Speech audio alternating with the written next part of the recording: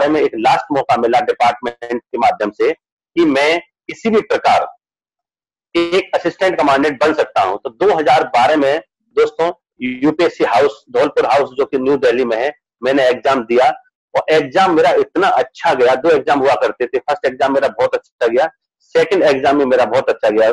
लेकिन दोस्तों किस्मत को पता नहीं क्या मंजूर था, मेरा सेकंड एग्जाम जो था मेरा ऐसे का और पैसी राइटिंग का, उसमें मेरा जो हमें अपना जो डिटेल्स भरनी होती है वो ब्लू पेन से ना भर के ब्लैक पेन से भरनी थी और मैं ब्लू पेन से भर के आ गया था। तो उसी वक्त जब मैं धौलपुर हाउस से बाहर निकला, यूपीएससी हॉल से बाहर निकला, तो मैंने अपने दिमाग में इतना चीज रख लिया था कि जितेंद्र, तुम्हारे नसीब में अब गजेटेड ऑफिसर का पद नहीं है, हो सकता है जीवन में तुम्हें कुछ और चीजें इंतजार कर रही हैं। तो उस वक्त दोस्तों मेरी पोस्टिंग छत्तीसगढ़ में थी, जो कि नक्सली बेल्ट थी, और वहां पर आने के बाद सबसे पहले मैंने अपनी जितनी भी बुक्स थी उनको मैंने एक बोरी में बंद करके अलविदा कह दिया। अपनी पुस्तकों से कहा कि अब आपका और मेरा जो साथ था वो यहीं तक था, अब मैं आपको दोबारा एकेडमिक पुस्तक की बात चल रही है जो कि मैं प्रिपरेशन कर रहा था, कि अब मैं दोबारा आपको खोल के नहीं देखूंगा।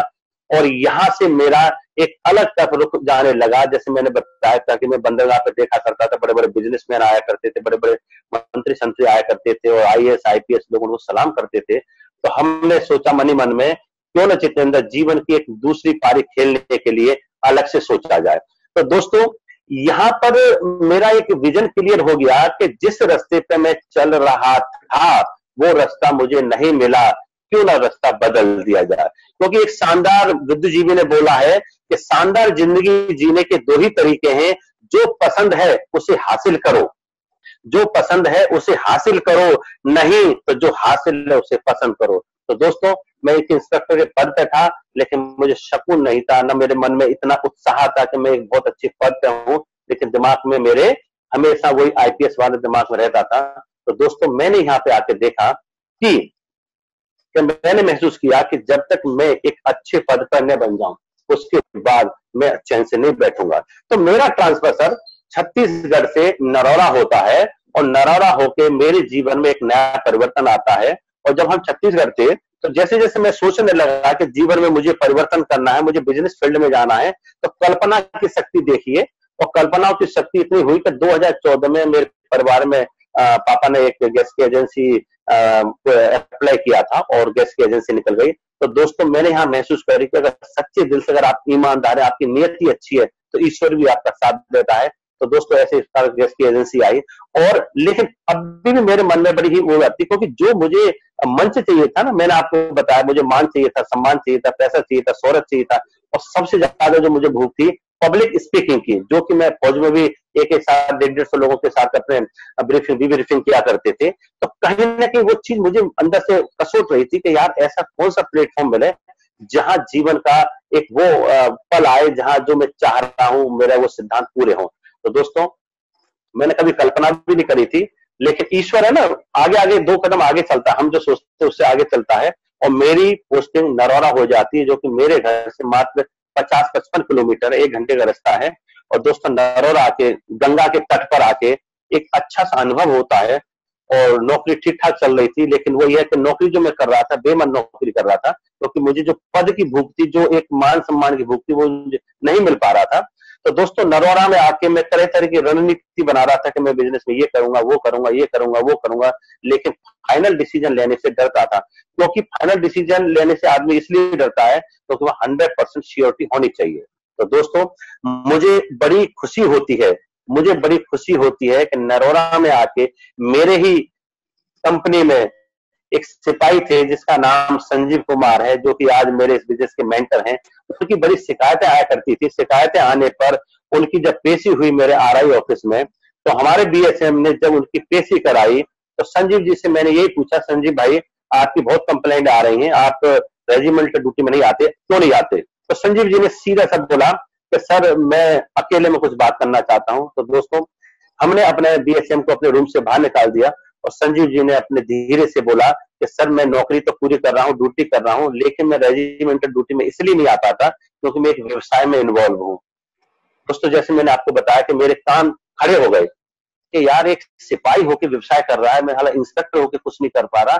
तो कहते हैं ना कि एक चुंबकीय, एक मैग्नेटिक फील्ड हर व्यक्ति के अंदर काम करता है। तो मैं तुरंत संजीव जी से पूछा, संजीव बताओ क्या कर रहे हो? तो संजीव जी बोले कि सर मैं ऑफिस में नहीं बता सकता। तो हमने बिना इंतजार करे उनको बोला कि आप शाम को हमारे घर पे आइए और हम तसल्ली से उस चीज को समझना चाहते हैं। तो जैसे बताते हैं दोस्तों, फौज में थोड़ा रैंक का एक डिस्टेंस मेंटेन होता है। तो संजीव जी उस शाम को नहीं आए, लेकिन मैंने फिर मैसेज भेजा। दूसरे दिन शाम को रात्रि 8 बजे संजीव मेरे कमरे पे आते हैं, मेरे घर पे आते हैं, और वहां पर मुझे और मेरी धर्म पत्नी को इन्होंने बिजनेस का प्लान दिखाया। दोस्तों आप यकीन नहीं करोगे, प्लान देखने के बाद मेरे दिमाग में एक भी क्वेश्चन ऐसा नहीं आया कि ये बिजनेस क्यों नहीं हो पाएगा, बिजनेस क्यों नहीं हो पाएगा, इस प्रकार का एक भी क्वेश्चन मेरे दिमाग में नहीं आया। संजीव जी ने मुझे प्लान दिखाया, और संजीव जी ने प्लान दिखाने के बाद एक आईडी बना दी, क्योंकि मुझे तो मालूम नहीं था क्या होता आईडी वगैरह। आईडी बना दी, और आईडी बनाने के बाद बोले कि सर कल हम आपसे पैसे ले जाएंगे। मैंने ठीक है, कोई परेशानी नहीं। उस वक्त एक ज्वाइनिंग लगभग 8,500 के आसपास हो रही थी, तो हमने बोला ठीक है कल ले जाइए। अब दोस्तों जैसे संजीव जी रूम से चले जाते हैं, हम और अपने बच्चों के साथ खाना खाते हैं। खाना खाने के बाद हम और हमारे धर्मपत्नी चर्चा करते हैं, और चर्चा करने के बाद मैं गूगल पर सर्च करता हूं जो जो संजीव जी ने बताया।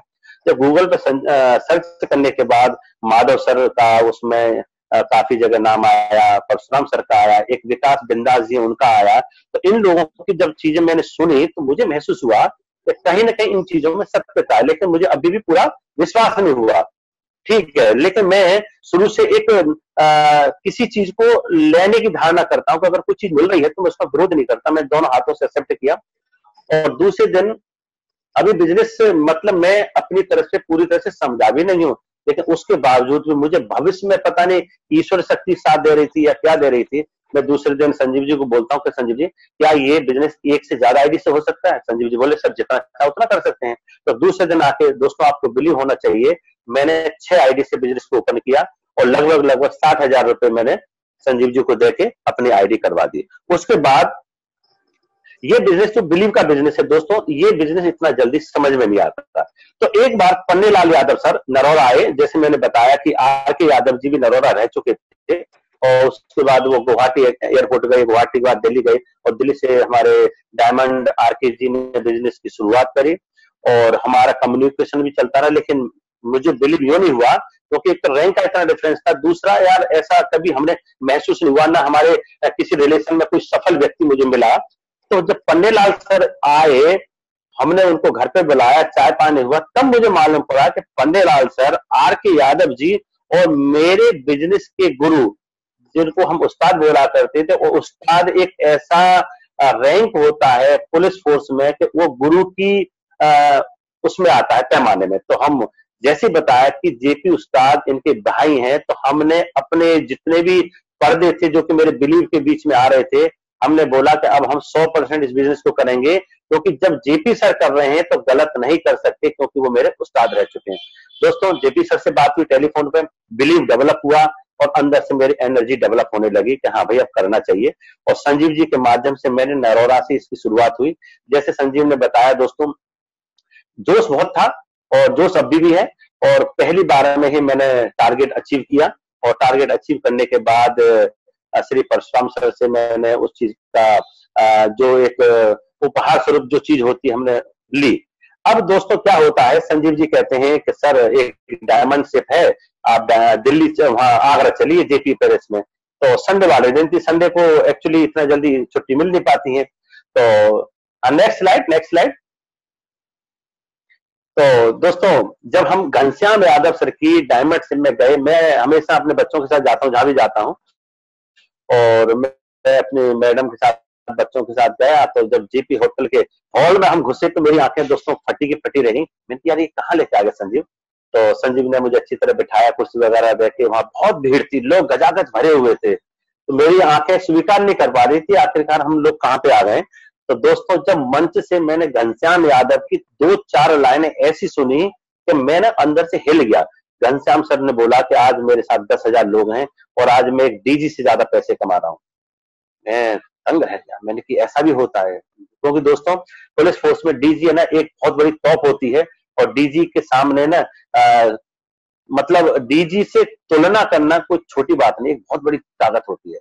तो वो चीज मेरे दिमाग में बैठ गई और बैठने के बाद हम घर आए, घर आने के बाद अब हमारे क्या बेचैनी होने लगी क्या, क्योंकि जो चीज हम चाह रहे थे ना, मान सम्मान शोहरत, मुझे सब कुछ दिख रहा था, तो अंदर ही अंदर बेचैनी महसूस होने लगी। तो सबसे पहले हमने सोचा कि ये बिजनेस कैसे हो, क्योंकि एक सिपाही या छोटी रैंक का आदमी कहीं भी घूम सकता है, लेकिन हम लोग 24 आवर बने रहते थे। अगर हम 1 घंटे भी गायब हो जाते थे तो कमांडेंट का फोन आ जाता था कि आपकी लोकेशन कहाँ है, तो हम झूठ भी नहीं बोल सकते थे। इस प्रकार से अच्छा विजन मेरा पहले ही था, मैंने आपको पहले